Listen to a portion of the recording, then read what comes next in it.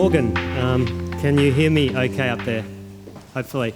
Okay, thank you for coming. I'm excited to be here.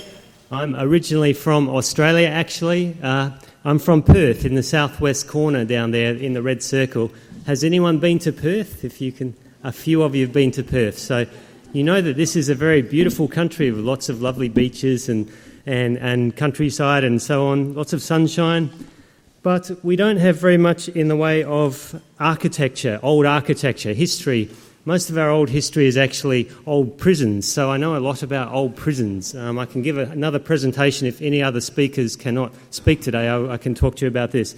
But we don't have very much beautiful architecture, so I'm actually really looking forward to seeing the old city and the beautiful city here I've heard so much about, so I'm grateful to the organisers for inviting me here to speak today. I believe, though, that I must also give some kind of a talk to be able to do this. So I have a talk today about the systematic reviews of animal experiments and what they tell us about the contributions of these experiments to advances in human healthcare. So I became interested in this topic because of claims like these, and I'm sorry that this is all in English. In Australia, we can only speak to New Zealanders and sheep, and we refuse to talk to the New Zealanders, I'm afraid. So we don't speak many other languages, unfortunately. I apologise for this. So all English, unfortunately. Animal experimentation is vital for preventing, curing or alleviating human diseases. The greatest achievements of medicine have been possible only due to the use of animals. The complexity of humans, we are so complex that we require nothing less than the complexity of a laboratory animal to effectively model human beings. And my favourite one is this one. Medical progress would be severely maimed if we were to prohibit or curtail animal experiments, and catastrophic consequences would occur. So these are the sorts of claims we see about animal research in the scientific literature. How true are these claims, actually? Other people, of course, strongly contest these claims. They say these claims are not true. They contest that animal experiments have been necessary to achieve the advancements in human healthcare that we have today. They speculate about what might have happened if we had redirected our research resources into other fields of research.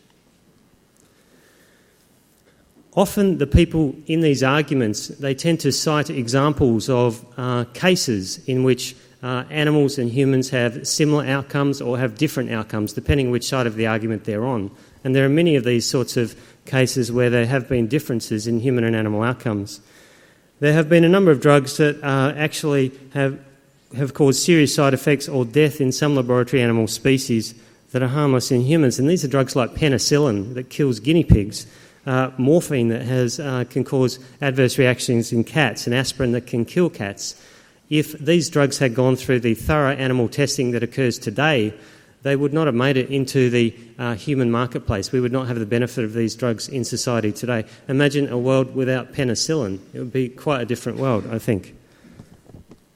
So there are only a small number of those cases, but there are a much larger number of cases in which drugs have been released onto the marketplace after passing modern, more rigorous standards of animal testing and also some human testing. The human testing tends to be very limited. It tends to be in relatively small groups of men who are young men, who are healthy men. So a very limited sort of human population. So the drugs pass these human studies, they pass the much more thorough animal studies with multiple species, they're released onto the marketplace. But unfortunately, some of these cause serious side effects in human patients when they are released into wider human populations. So some famous examples are these ones. TGN 1412 was a monoclonal antibody that was being developed for the treatment of inflammatory conditions such as rheumatoid arthritis and leukemia. But the first time it was tested in human patients in 2006, it was tested in 6 human volunteers, I should say. It caused serious adverse side effects in all 6 of these volunteers. It caused multiple organ failure and put all of them into intensive care. One of them received permanent damage, unfortunately. So that was TGN 1412, despite thorough testing actually in primates, in rabbits, in rodent species. Vioxx was another anti-inflammatory drug being developed, and that was thought to be safe or even beneficial to the heart because of animal studies. but when it got out into the wider patient population, it caused as many as 140,000 heart attacks and strokes and 60,000 deaths in the USA alone before it was withdrawn from the global marketplace in 2004.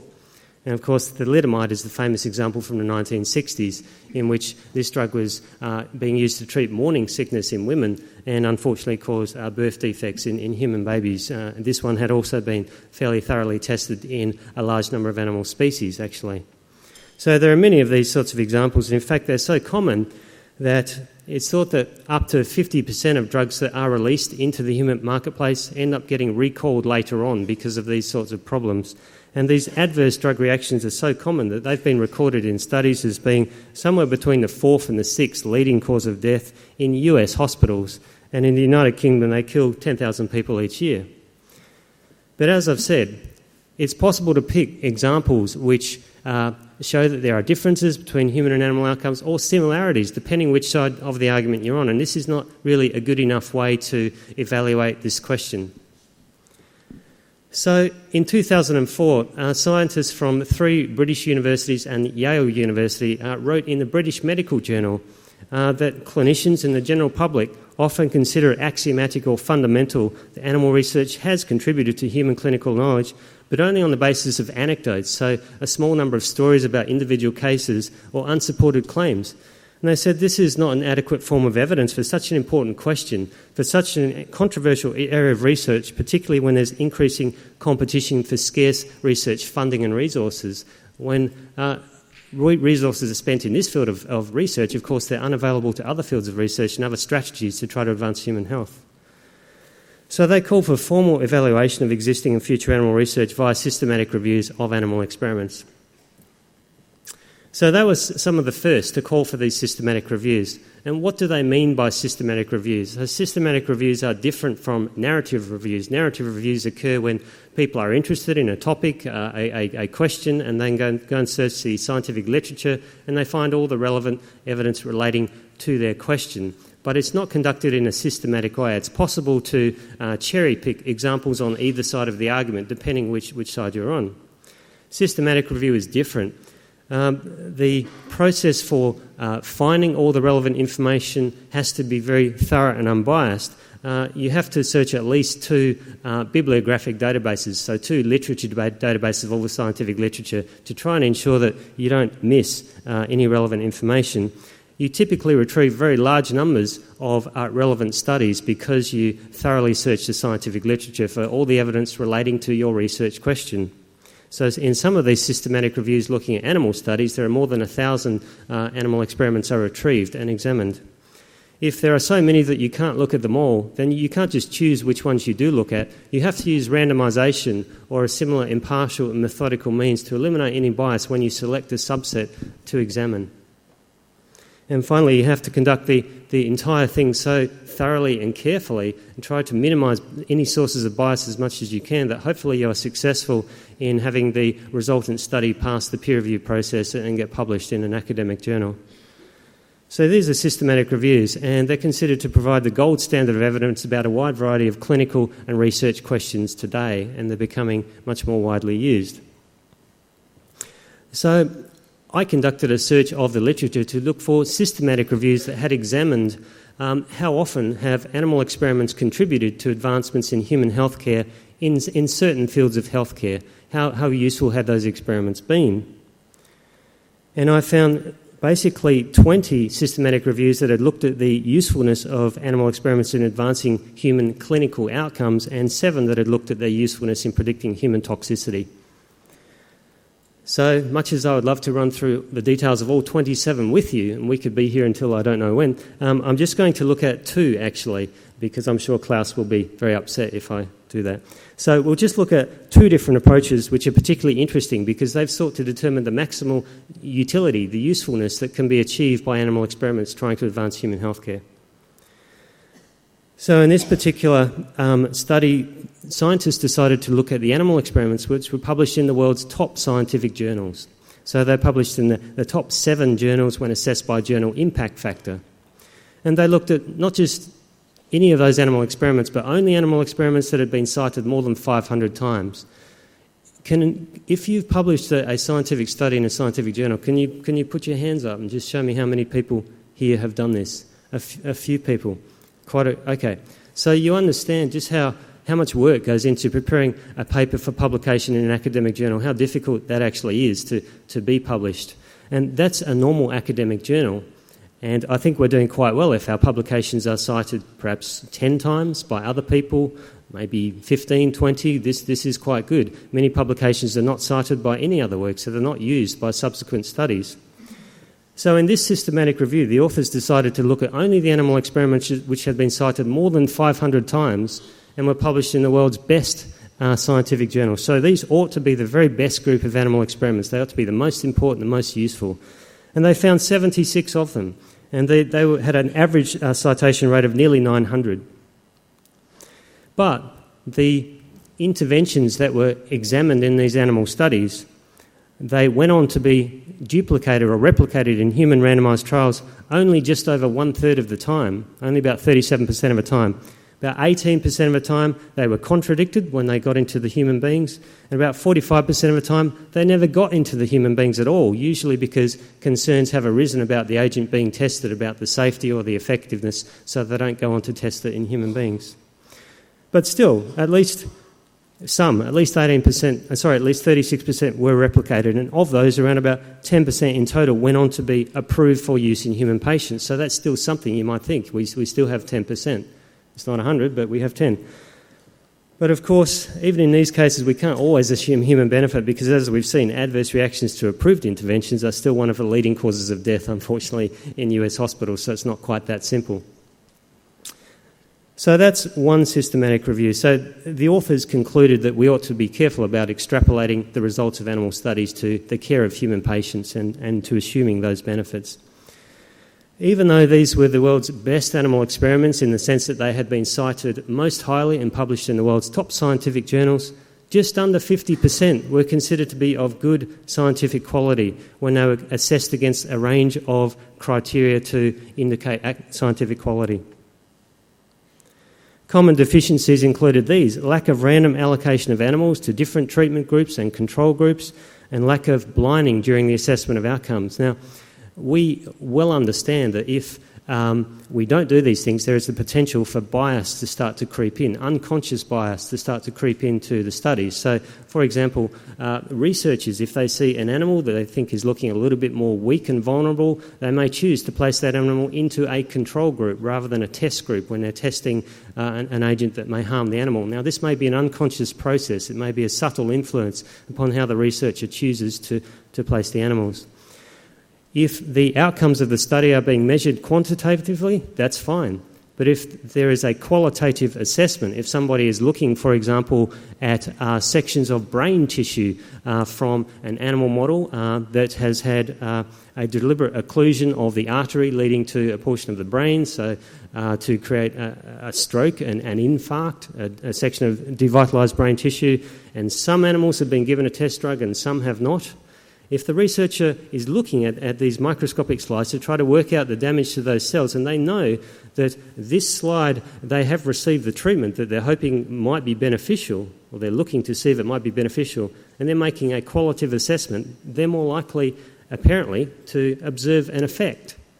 Now, we know these things happen because when we look at studies in other fields of healthcare, such as human emergency medicine, we know that studies that include measures to make sure that there is randomisation and make sure there is blinding and to try to eliminate the possibility for unconscious influences on the researchers and sources of bias, we know that they have lower reported effect sizes. So the studies that don't have those measures to ensure good quality, they do report greater effects. Apparently the researchers are seeing greater pharmacological and toxicological effects. So they're not real. They're actually the influence of bias because those studies are not well designed. So measures such as randomisation and blinding and other measures to try to ensure good study quality are now considered mandatory, really, in studies on human patients. But unfortunately, even though these studies are still published in the world's top scientific journals and the most highly cited animal studies, less than half of them included these measures. That's not acceptable. That's poor scientific quality.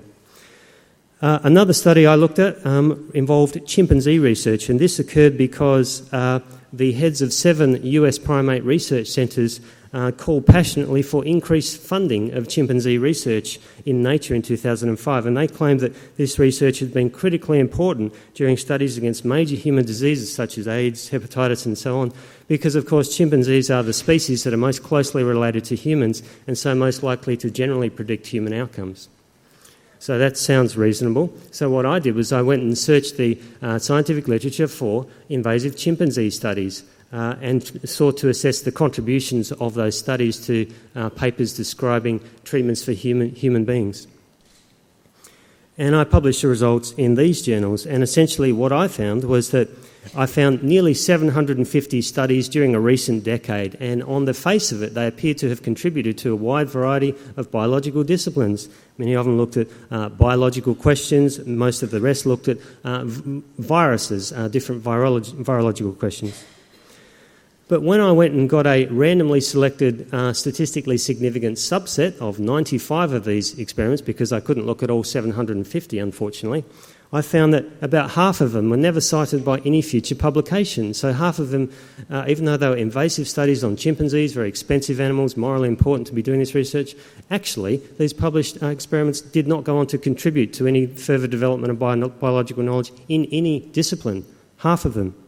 And then I found that about 15% of them were cited by papers describing, by human medical papers. So maybe those 15% did contribute something to patient care. The other 34 did not. They were cited by other papers. So what about those 15%? So they were actually cited by 27 human medical papers. So with 2 colleagues, I went and got the papers and we went through those papers in detail to see what was the contribution of the chimpanzee study. And we found, when we looked at them in detail, we found, well, 2/3 of these 27 papers were just review papers. They were very wide-ranging papers that included everything that the researchers thought might be relevant to the topic that they were discussing. So they were reviews. In most cases, we found that the chimpanzee studies contradicted the results of humans, or they contradict the results of other primates, or they were cited only to discuss human considerations that were described within the chimpanzee study. When we went through them all, we were not able to find any study that had really made an essential contribution, or in most cases, a significant contribution of any kind, actually, towards papers that described well-developed methods for combating human diseases. So that was the benefit to human healthcare of these chimpanzee studies, a lot less than we were expecting to find in the first place. So that's 2 examples, and they were particularly interesting, I thought. But when you look at the overall results, then of the 20 studies that looked at the contributions of animal models to advancing human clinical outcomes, or the consistency with human clinical outcomes, we found the animal models made those contributions in the conclusions of the investigators in only 2 cases. And in one of those cases, this was a contentious conclusion because the sample size was quite small and the results did not support the conclusions, really. There were 7 other reviews that we looked at that failed to demonstrate usefulness in reliably predicting important human toxicological outcomes. So we're talking about carcinogenicity, the propensity to cause cancer, or teratogenicity, the propensity to cause birth defects. So 2 of the most important human toxicities, actually. And we found that the animal models could not reliably predict these toxicities in humans. Why were there so many problems with this extrapolation from the animal outcomes to the human outcomes? Well, there are a range of reasons for this. Of course, there are differences in the immune systems, the biochemical pathways between the species that alter and change the susceptibility and progression of diseases. There are these differing absorption, tissue distribution, metabolism and excretion of the pharmaceutical agents and the toxins. There are differences in the toxicity and the effectiveness of pharmaceuticals that result from these sorts of things.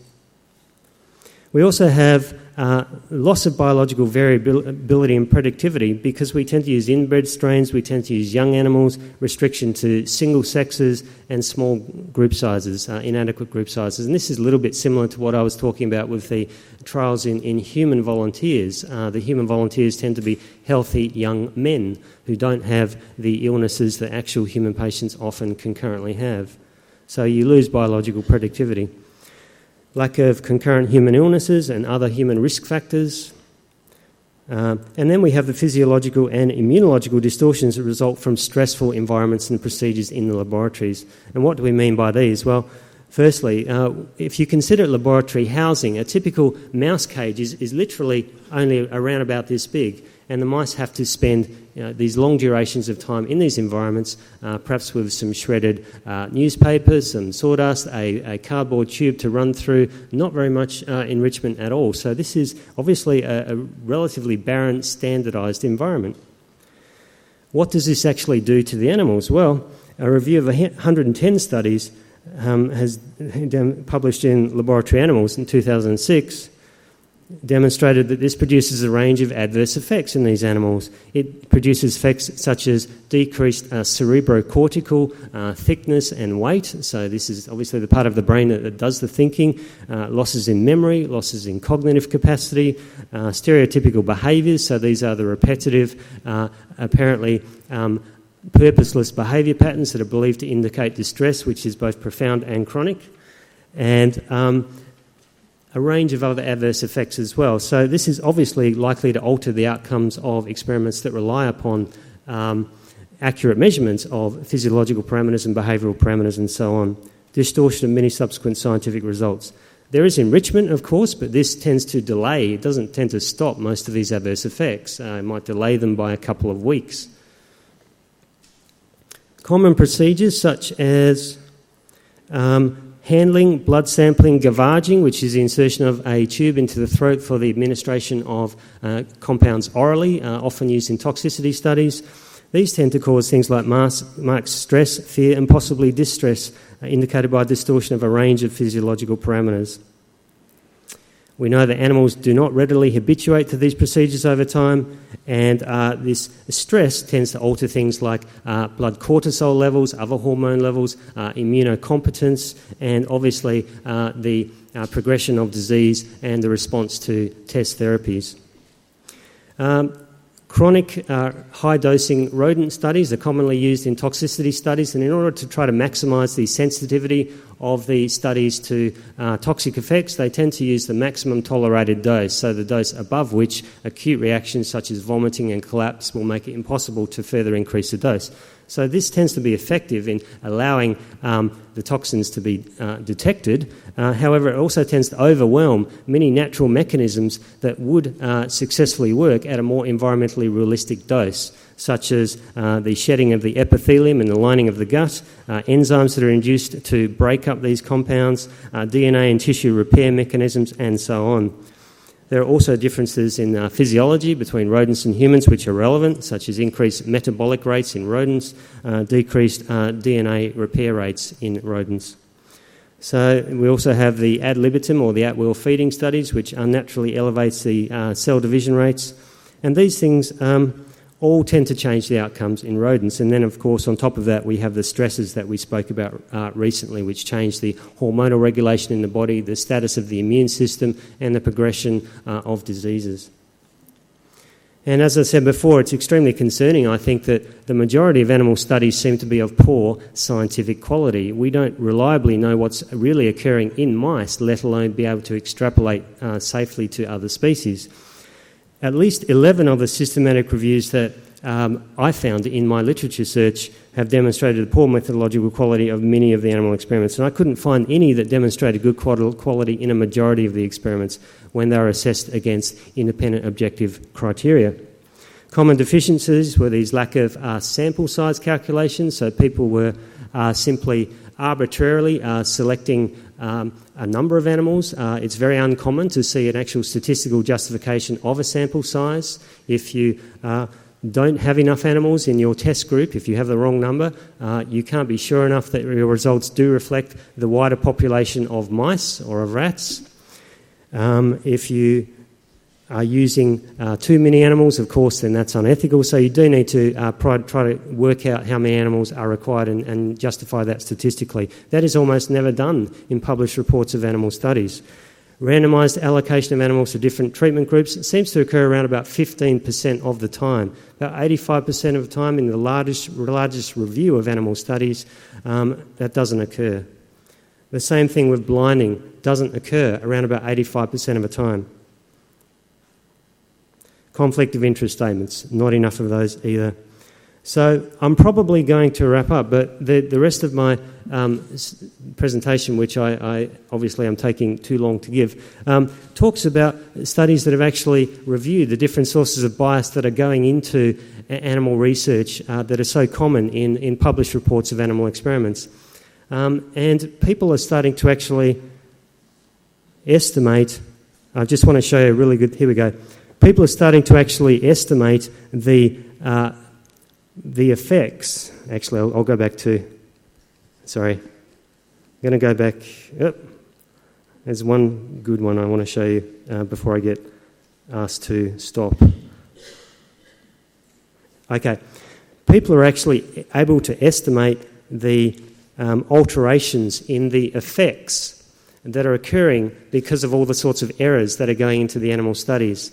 For example, the failure to publish studies that have negative results, so only publishing studies that have positive results, is a very common problem in animal studies. And because of this, people are starting to look at how much that's altering our assessment of how effective agents are in mice, in rats. And they're finding that in this particular field, they've looked at stroke, which is one of the areas where there's a huge number of effective drugs in animals that don't work in people. They're trying to figure out why. And they've discovered that the effect sizes are elevated by around about 1/3, and around about 1/6 of animal experiments are not being published at all. So we don't correctly understand what's going on in mice because of all these sources of error that are being included in the studies, which are not included in human clinical research. We understand we shouldn't do that anymore, and we don't do it generally in human clinical research, but this has not yet trickled into animal experimentation. These errors are still going on. We are not publishing the negative results, so we have false expectations of the effect sizes in rodents. So we have no chance of being able to accurately predict what's going on in human beings when we can't accurately predict what's going on in rodents. And even if we could fix all of that up, we'd still have all the other problems that would remain with the differences in biochemical pathways and all the other differences between the species. So animal experimentation currently is bad science because of all the sources of error which have not been corrected, and there seems to be a resistance to fixing that up. So I guess that's my main message. Thank you.